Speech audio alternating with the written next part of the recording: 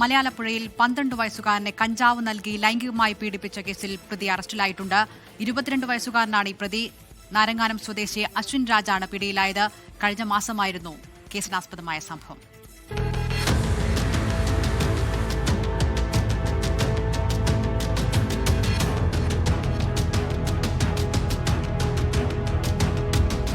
പന്ത്രണ്ട് വയസ്സുള്ള ആൺകുട്ടിയുമായി സൗഹൃദം സ്ഥാപിച്ച പ്രതി കഞ്ചാവ് ബീഡി വലിക്കാൻ പ്രേരിപ്പിക്കുകയായിരുന്നു. കുട്ടിക്ക് തുടർച്ചയായി കഞ്ചാവ് നൽകി അശ്ലീല വീഡിയോ കാണിച്ച് ലൈംഗികമായി പീഡിപ്പിച്ചു. തുടർച്ചയായി കഞ്ചാവ് ഉപയോഗിച്ചതോടെ കുട്ടിക്ക് ശാരീരിക ബുദ്ധിമുട്ടുകളുണ്ടായി. കോട്ടയം മെഡിക്കൽ കോളേജിൽ ചികിത്സയിലിരിക്കെ കുട്ടി ഡോക്ടറോട് കാര്യങ്ങൾ വെളിപ്പെടുത്തി. ആശുപത്രി അധികൃതർ പോലീസിന് വിവരം കൈമാറി. പിന്നാലെ പ്രതിയെ മലയാളപ്പുഴ SHO ഷാഫിയുടെ നേതൃത്വത്തിൽ പിടികൂടുകയായിരുന്നു.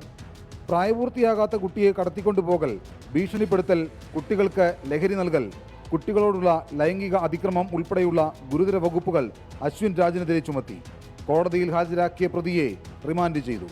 24 പത്തനംതിട്ട.